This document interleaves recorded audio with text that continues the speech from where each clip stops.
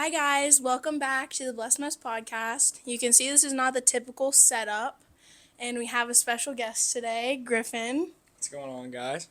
Um, so today, if you didn't see part one, last week I talked all about relationships, and I talked more towards like a girl perspective, which I'm obviously a little bit more qualified to talk about. So when I wanted to do more of like a guy perspective, I was having a little bit more trouble.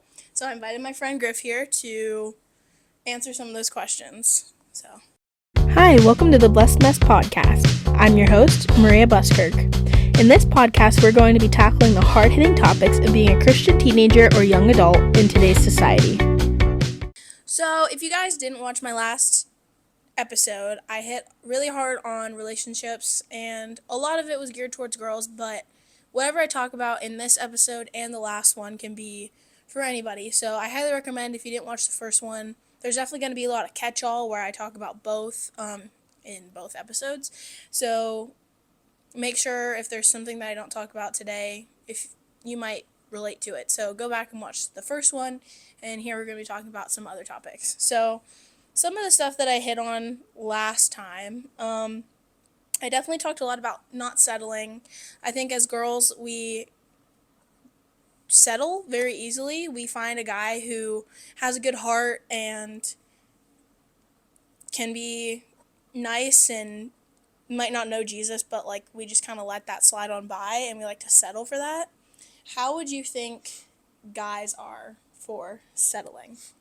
Yeah, I would say super similar, right? Especially like two things. One, if they are walking out that godly walk that you talk about, and if they really are pursuing that, then that makes the standards a lot higher than the typical dating experience of someone who's just out and about in the world.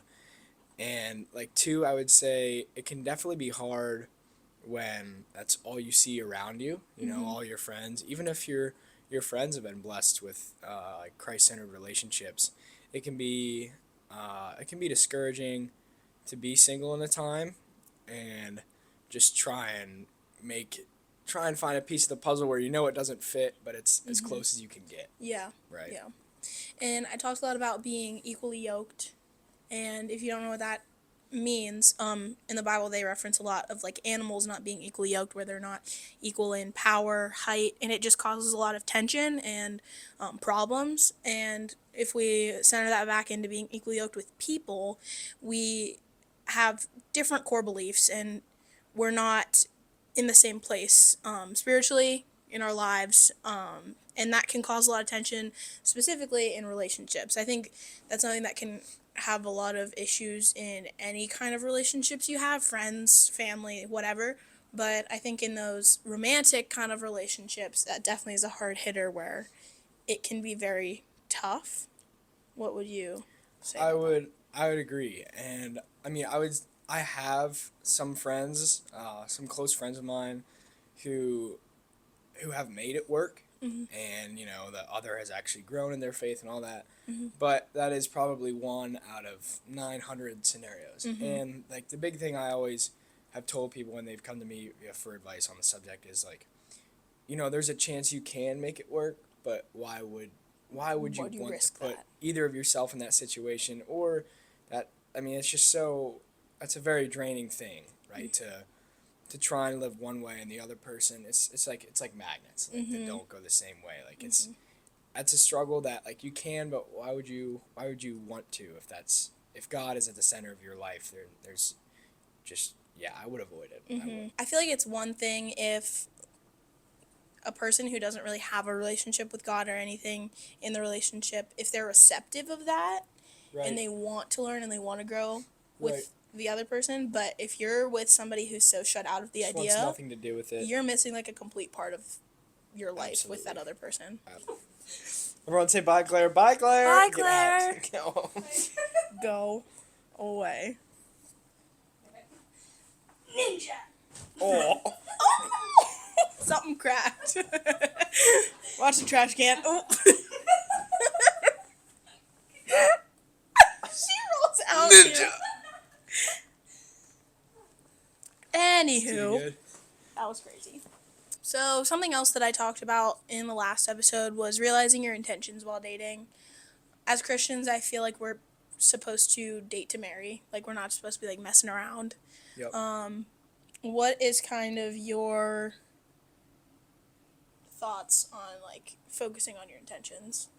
Yeah. I mean, I feel like it definitely depends on where you are in life too, right? Like if you're pursuing dating as a high schooler, then some of the things that, like, if we're just gonna be honest, that high schoolers focus on is like appearance or body or like status of the people around you, if they're like cool or not. Which is funny to look back on, like now that we've graduated, just how none of that matters. Um, but I think it's important to focus, and I think we'll highlight it here coming up later. But what's gonna last in that person, right? Like, their looks aren't gonna last. Their status, those people are gonna move away, and at one point or another, they're not gonna be the cool boyfriend or the cool girlfriend that gets you the approval from the crowd. Like, you need to be searching for the qualities in a person that last, that you can grow old with, right? Not saying don't date someone you don't like find attractive, like Yeah. Yeah. but you wanna, like, what's their heart like? What's their soul like? Are they striving? Are they striving for the Lord? What's their how do they treat others? It's things like that that in the end really do. It's it just separates them from the rest of the crowd, Yeah. right? Because there's always, like, if you're going for what the world has to offer, there's always going to be someone who's quote unquote better looking or who's funnier or who's more famous, like objectively. Like, it's important to focus on what matters, and that's just what I would say. Yeah. No, I 100% agree. I feel like when you're in those relationships, you should be really, like, paying attention to the other person and what kind of attributes they can offer to complement you. And not to complete you, to complement you. Absolutely. And just how they're going to be, like, how you could see them 50 years from now when they don't have this flawless skin, this amazing body or whatever, and they're, like, gray and wrinkled. Like, Yeah. are they still going to have that good heart and that good personality that you want to grow old with? Right. I think that's so important. And we'd be lying if we said it wasn't easy to get caught up on looks and stuff like that. When we're at this point of our lives. Yeah. It's definitely a struggle, but if if you can take a step back and before you, like, approach the idea of dating someone or growing close to them in that manner and being like, well, how is their heart, like, how do they compliment me, like, in a way that keeps God at the center of it, right? Like, again, I think it's important. I think taking that step back from where you are now and just being in the moment of a fun person that you like hanging out with, that's pretty or handsome, like, I think taking a step back from that, that can help clarify your decision. Yeah. I would say. Yeah, definitely. I guess, like, I wouldn't say that, like, looks aren't, like, completely off the table. Like, I think it's still very important to, like... Absolutely. Be with someone that you like. You like, right? yeah. But, yeah, don't just, like, make that your top priority. I would agree. How would you say guys do with being in a relationship and, everything could be going really well, but there could be, like, that fear of a better option? Do you think that's, like, I mean, it's hard to speak for all guys, but I know that, like, with some guys I've talked to, and, like, I mean, if you really, really do love that person, like, I think after, I don't know, it's such a tough question. I think that you can always have, like, the thief of comparison. Yeah. Right? Like, not even just, like, look-wise, like, oh, wow, like, they're way prettier, or they're way more fun, or they like to, like, do fun stuff and go and do stuff, like, but and there's also comparison, like, oh, wow, they're way stronger of a believer, or they're way more ahead in their faith as the person I'm with. Like, that's, like, wrongful comparisons that people struggle with when they're, like, in a relationship.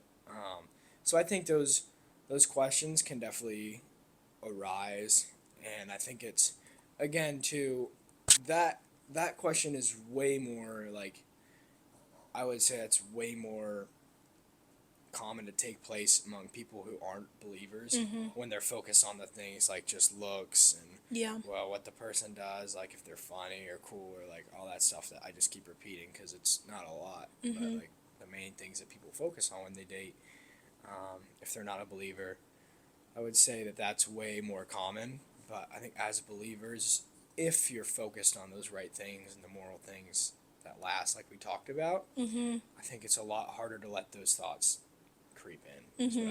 what I would say. I feel like I've noticed with, and this doesn't necessarily go under all believers. I've noticed it a lot more in those non-believers, where guys kind of have a fear of a better option and girls have a fear of no other like better option, Yeah. where they kind of stay because they fear that there is no better option. Yeah. And I would say like for either of those situations, just like trust that God like has like the correct will for you. Like whatever happens in that relationship, like God has a good plan for you, and if it's not that person, it's going to be somebody else Yep. regardless of either of those situations, and just continue to see God through the relationship. And obviously you both should seek God together. Right. That's yeah. I agree with you. This is one that I had for guys cuz I know there's such a stigma with guys of not expressing emotions. I think there's such a stigma that guys have to be like the tough ones and they got to bury whatever they're feeling, and good or bad feelings. I feel like guys are kind of, I'm not saying like as a whole, but I've noticed a lot guys struggle with expressing their emotions. How would you say that can affect relationships? Oh, I mean, that could be killer, right? Mm-hmm. Like, it starts from a young age. I would say, certain things could happen to a guy, or it could start at the home where the dad or the mom reinforces that, the boy should be a man and just be stone cold all the time. But being vulnerable with a person that you like, if you're a believer, that you see a future with, right? You see the possibility of marrying them. That's what we talk about when we say date and marry. Like, not being able to express emotions is, you're not, it's not that it's not even wrong of you, it's not fair to that other person because Mm-hmm. you're not fully showing them who you are, right? And Yeah. I think that's the whole point of taking that next step in a relationship with someone, going from just friends to more, is going beyond that whole like point of just casual communication where you're expressing your struggles and what's going on in your life, and you're able to be real and raw with that person. I think that's what strengthens a relationship, when you're able to go through those highs and those lows together. Like if you can't open up, it's the other person's just going to feel like they're talking to a brick wall, Mm-hmm. right? And it's, yeah, you owe it absolutely to that person to not just be the stone cold guy that doesn't show his emotions, Mm-hmm. or how he feels. Mm-hmm.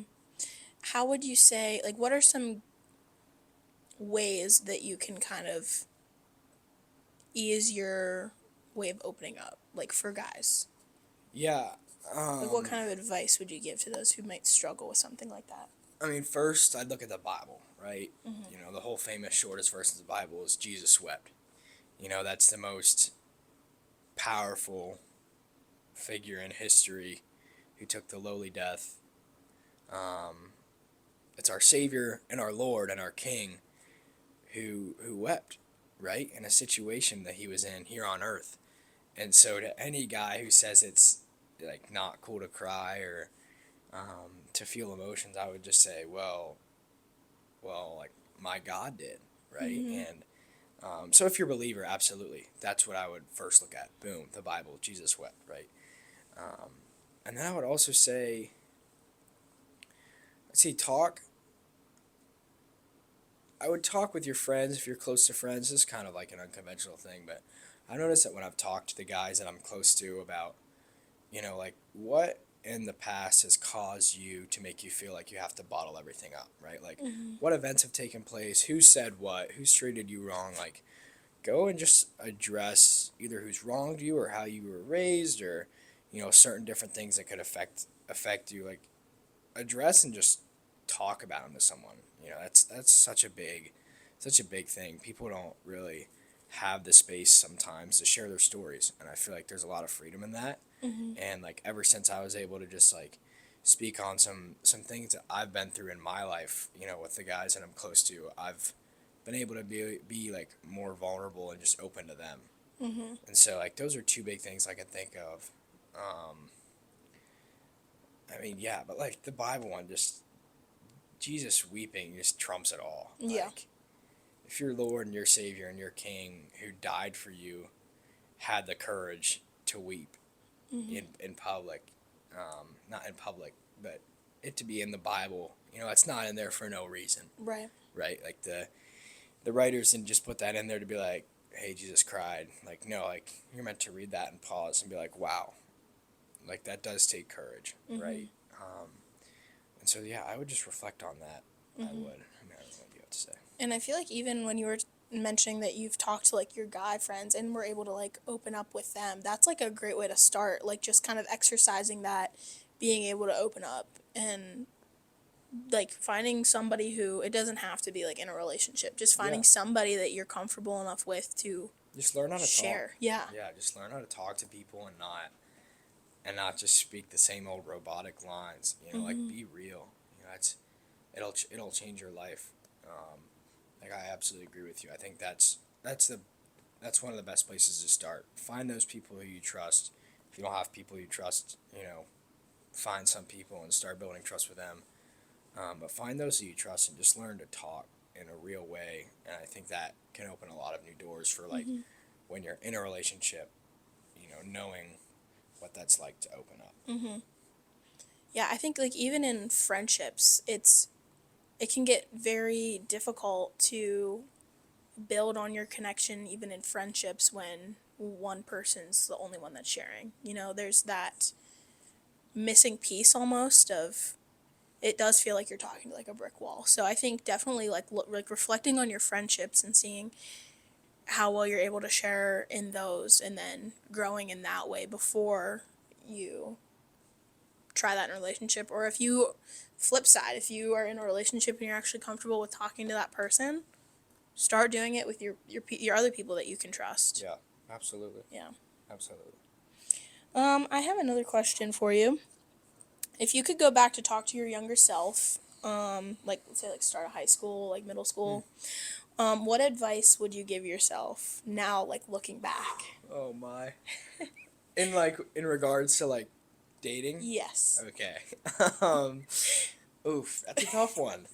Yeah, so I would say going into high school it's like dating is just so fun. Mm-hmm. Right? Everyone just like makes it out to be the coolest thing ever. And a lot of times it is cool. Mm-hmm. You find a person you're interested in and you go and just hang out with them and you do a lot of fun stuff and you grow together with that person. We'd be lying if we said that Yeah. wasn't an Yeah. awesome thing. But man, like, I wasn't even truly saved my freshman year of high school. I wasn't saved till the summer going into my junior year. But I would just say put all like going into high school, just put the relationship and the dating stuff on the back burner. And it's of course it's easy to say that now, like looking back on it, realizing like where my priorities are of importance, like with women and relationships and with the other things in my life, like what I want to focus on. Because in high school, again, like I said, it's kind of like the tunnel vision. You're focused on a few things that seem like they just rock when you're there. But for believers especially, like you are in such a place to grow in your life, and number one, build so many friendships, and like if those friendships turn into something more, like awesome. But like if not, like find your people, grow like as much as you can, with the Lord. Like looking back, if I would have spent my first 2.5, almost 3 years of high school just like really striving and searching for what God had to speak to me, and trying my best to grow my relationship with Him instead of pursuing like girls or trying to like hang out with the right people and all that, I would have saved myself so much. I don't want to say wasted time, but I'm gonna say wasted time, right? Like, Yeah. and I just and it's no regrets at all looking back on the time I spent doing like what I did, because I know that all of it just allows me to put it in perspective now and hold my relationship with God to so much more importance. But man, like if you can find the strength to focus on what matters when you're in high school, and I know you agree with me, like dating just like you're a teenager. Yeah. You don't have to find your wife or your husband. Yeah. I know a lot of you probably are focused on finding a wife or a husband. I'd hope not. You're a teenager, but if you are, but yeah, man, like just again, I keep saying focus on what matters because if I was in high school, I would have wanted someone to just come up to me and just like No, smack I me would have. with If I an could go air back, horn I and would. just say that. You know, Yeah. I would. I would absolutely go Yeah. back.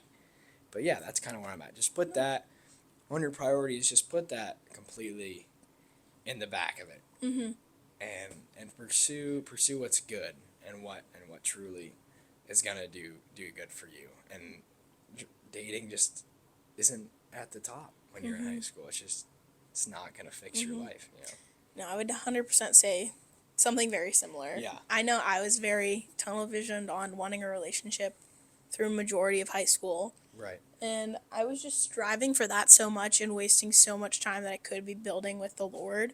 And it wasn't until like last year where I was like, man, what am I doing? Right. Like, and I really was like able to lock in. And I've learned so much just in this past year Yeah. compared to every year of high school. So, yeah, I would definitely say something very similar of just I feel like I don't want to say I wasted so much time like you said, but like I wasted a lot of time. Right. So, yeah. And the thing is, like, I think we could also both agree on this. Like, if you're pursuing those things that are eternal, like God, and I mean friends aren't eternal, but like I say of importance, you know, if you're pursuing your relationship with God and you're focused on finding a community of, I mean, hopefully believers and good people that you can surround yourself with at an age like this, and you happen to come across like a person who seems fitting and meets like those standards, and then go for it. But I think what we're saying is don't idolize it. Yeah, 'Cause it's do so not make easy it a to. top priority for sure. Yeah. Just for clarification, because a lot of Yeah. times, like, there's definitely scenarios where a person is like two believers are in high school and they just click and it works, you know. But I think focusing on those things and then allowing it to happen if it does is probably the way to go. Yeah, like don't like almost like force it to happen. Like Right, just don't let the fixate Lord on work it. through it. Like if it's meant to happen, like he'll provide through that. But yeah, don't like force it to happen and make it such a top priority for you. Yeah, just trust like he'll provide. He's got a plan. Yep. So is there anything else you like want to No, I hit mean, on? I feel pretty good. Thank Yeah. you for having me on. Oh, of course. It was fun. Hopefully, what I said can help someone. So, yeah, Thank you for joining us. of course. I appreciate it.